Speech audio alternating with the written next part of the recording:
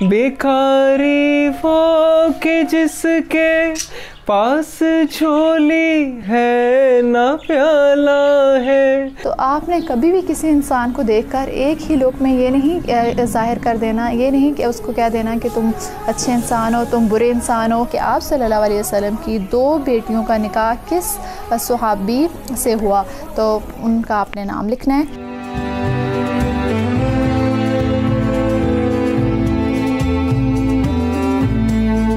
बेकारी वो के जिसके पास झोली है ना प्याला है। बेकारी वो जिसे हिर्सो हवस ने मार डाला है।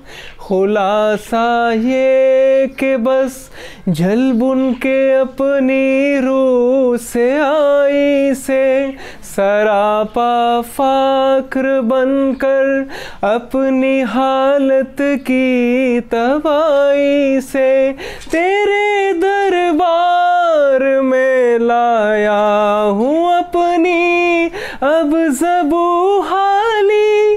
तेरी चौखट के लायक हर अमल से हाथ है खाली। ये आंखें खुश्क है या रब इन्हें रोना नहीं आता। सुलगते दाग है दिल में है जिनको धोना नहीं आता। इलाही तेरी चौखट पर बेकारी बन के आया हूँ। सरापा फाख्र हूँ इज्जो नदामत साथ लाया हूँ। बिस्मिल्लाहिर्रहमानिर्रहीम। अस्सलाम वालेकुम। क्या हाल है, कैसे हैं मेरी यूट्यूब फैमिली, और क्या कर रहे हैं आप सब लोग, कैसा गुजर है आपका रमज़ान मुबारक। और कुछ ही दिन रह गए मेरे और आपके साथ के, माशाल्लाह ये साथ बहुत अच्छा रहा और बहुत कुछ मुझे सीखने को मिला। बहुत अच्छे अच्छे कमेंट्स भी आए और कुछ लोगों ने कुछ गलत कमेंट्स भी किए, पर कोई बात नहीं। आप सबका दिल से बहुत बहुत शुक्रिया। जो मेरे बहन भाई मुझे सपोर्ट कर रहे हैं, मुझे दुआओं में इतना याद रख रहे हैं, मेरे लिए दुआएं मांग रहे हैं, उन सब का दिल से बहुत बहुत शुक्रिया। तो चलते हैं आज की रेसिपी की तरफ। रेसिपी पे जाने से पहले मैं आप लोगों से एक बात शेयर करना चाहती हूँ कि जितनी भी मेरी बहनें जिनकी स्किन बहुत ज़्यादा ऑयली है और स्किन पे बहुत ज़्यादा ऑयल आ जाता है, गर्मियों में बहुत ज़्यादा होती हैं लड़कियों की स्पेशली स्किनों पे ना वो ऑयल यहाँ पे सुबह जब सो के उठती हूँ तो ऐसे लगता है कि जैसे ऑयल लगा हो और बहुत ज़्यादा ऑयली स्किन होती है। तो आप लोगों को करना ये है कि सिंपल इज़ दैट आपने बर्फ़ लेनी है एक बॉल के अंदर, और हर फ्रिज में अभी तो गर्मियों में हर किसी ने रखी होती है बर्फ़, तो थोड़ी सी बर्फ़ लेकर और वो उसके अंदर किसी बॉल के अंदर डालनी है। डालकर फिर एक साफ़ कपड़ा लेना है लेकर और उसके अंदर बर्फ़ को डिप करना है करके, और वो उसके साथ में ऐसे ऐसे करके सारे अपने फेस के ऊपर उसके साथ कपड़ा लगाना है। और उसके बाद जब कपड़ा आप लगा लेंगे, कपड़ा लगाने के बाद जो पानी होगा, क्योंकि वो साफ़ पानी होगा, आप उसके अंदर साफ़ कपड़ा रखेंगे और उसके साथ हल्का हल्का अपना मुंह भी धो लें, तो इंशाल्लाह आपकी स्किन जो है वो भी दिन ब दिन बेटर से बेटर होती जाएगी। क्योंकि आइज़ बहुत ज़्यादा अच्छी होती है, जिनको झुर्रियाँ भी पड़ती हैं उनके लिए भी ये है। तो चलते हैं आज की रेसिपी की तरफ। और आज की रेसिपी बिल्कुल सिंपल सी है और वो बच्चों की फ़ेवरेट रेसिपी है, मेरी भी बहुत ज़्यादा फेवरेट है। और आपके घर पर आइसक्रीम तो होगी, और गर्मियों में तो हर कोई घर पर आइसक्रीम ला कर रखते ही है बच्चों के लिए। अगर नहीं है तो जाएँ आइसक्रीम ख़रीदें। और आप ये वाली जो आज मैं ड्रिंक बता रही हूँ, ये आप अपने अफ्तार के टाइम भी एक रिफ़्रेशिंग ड्रिंक बन जाएगा। अगर आप चाहें तो अपने अफ्तारी पे भी रख सकते हैं। उसमें ये करना है, आपने आइस लेनी है और साथ में आइसक्रीम लेनी है। पहले आइस को थोड़ा सा पानी में डाल कर उसको थोड़ा सा वो श्रिंक कर लेना है, उसमें आइसक्रीम डालनी है। और न्यूटेला होता है घर पे, अगर नहीं है आपके घर पे तो कोई बात नहीं, आप चॉकलेट वगैरह कोई चीज़ ले लें।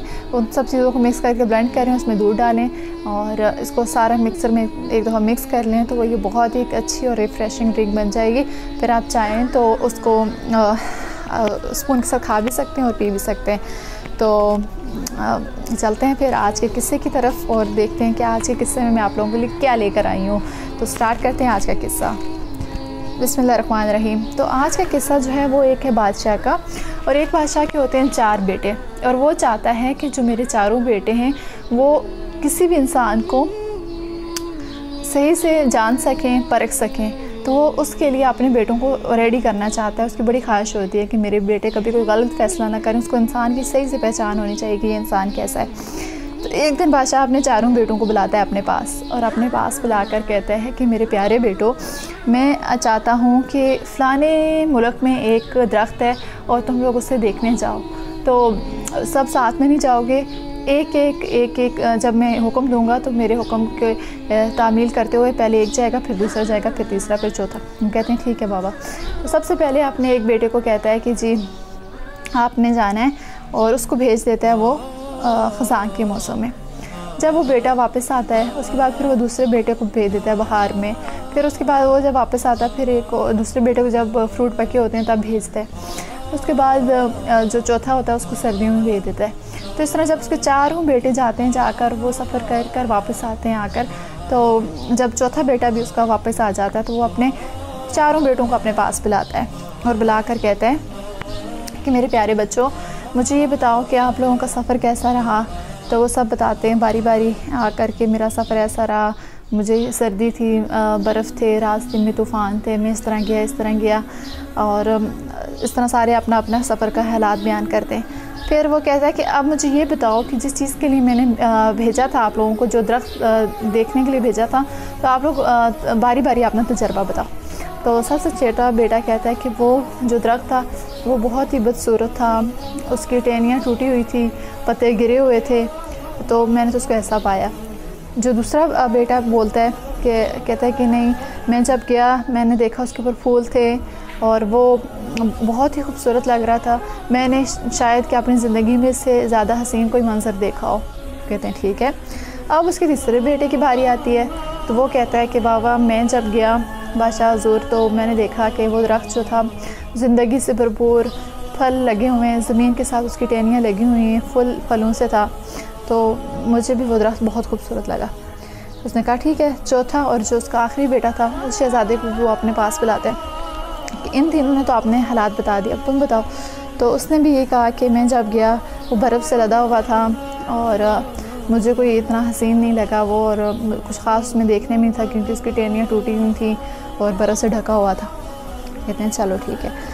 अब वो अपने बच्चों को कहते हैं कि इंसान भी इसी तरह है, कि मेरे बच्चों मेरी बात गौर से सुनो, इंसान भी इसी तरह है कि कभी इंसान किस हालात से गुजरा होता है, कभी वो किस मोड़ के मुताबिक उसके हालात होते हैं, कभी वो खुश होता है तो उसको उसके हालात अगर अच्छे होते हैं तो वो खुश होता है, कभी अगर उसके हालात ख़राब होते हैं तो वो बुरे हालात से गुजरा होता है। तो आपने कभी भी किसी इंसान को देखकर एक ही लुक में ये नहीं ज़ाहिर कर देना, ये नहीं कि उसको कह देना कि तुम अच्छे इंसान हो, तुम बुरे इंसान हो, तुम ये कर रहे हो, तुम वो कर रहे हो, कि तुम ऐसे इंसान हो।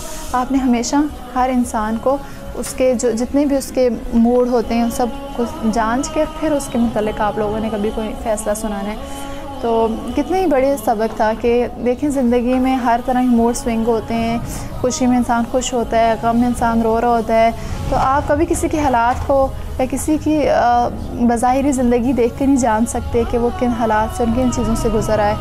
तो अल्लाह पाक इस माह रमज़ान के सदक़े हम सब पर अपनी रहमतें और करम बनाए रखे, और इंशाअल्लाह आज का जो वाक़या था उससे हम लोगों ने कुछ ना कुछ सीखा होगा कि हमें किसी भी इंसान को बज़ाहिरी उसके रूप और रंग से नहीं पहचानना। हमें ये अल्लाह ने हर किसी को बनाया है, किसी में अच्छी आदतें हैं, किसी में बुरी आदतें हैं, और कोई अच्छी चीज़ें करता है, कोई बुरी चीज़ें करता है, सबका मर के अल्लाह को उसने जवाब देना है। तो हम तो किसी के लिए नहीं है कि वो हमें जवाब दे। तो आई होप कि आज का किस्सा आप लोगों को अच्छा लगा होगा। तो माय यूट्यूब फैमिली, चलते हैं जी अभी आज के क्विज़ सेगमेंट की तरफ। और हमेशा मैं आप लोगों के लिए 3 क्वेश्चन लेकर आती हूँ और आप माशाल्लाह भरमार कर देते हैं कमेंट्स में, माशाल्लाह इतने अच्छे अच्छे जवाब देते हैं और इतना कुछ अच्छा पॉजिटिव लिखते हैं, उसके लिए बहुत बहुत शुक्रिया। तो चलते हैं जी आज के पहले क्वेश्चन की तरफ। हमारा आज का पहला क्वेश्चन है, पहला हज किसकी इमामत में हुआ है? वो उनका अपने नाम लिखना है कि पहला हज किसकी इमामत में हुआ है। और हमारा जो दूसरा क्वेश्चन है वो है हज़रत उस्मान गनी रज़ी अल्लाह ताला अन्हु का लक़ब क्या है। और हमारा तीसरा और इस सेगमेंट का जो लास्ट क्वेश्चन है वो ये है कि आप सल्लल्लाहु अलैहि वसल्लम की 2 बेटियों का निकाह किस सहाबी से हुआ।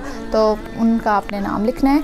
तो आई होप कि आप लोगों ने क्वेश्चन सुन लिए होंगे और आप लोग अभी अफ्तार का एहतमाम कर रही होंगी मेरी बहनें, मेरे भाई, क्योंकि काफ़ी कंट्रीज़ का टाइम चेंज होता है पाकिस्तान के टाइम से। कुछ का तो भी बहुत ज़्यादा टाइम है रोज़ा खोलने में, कुछ का कुछ ही देर में खुलने वाला है, और ऑस्ट्रेलिया का रोज़ा तो खुल चुका, काफ़ी टाइम हो गया उसको खुले हुए।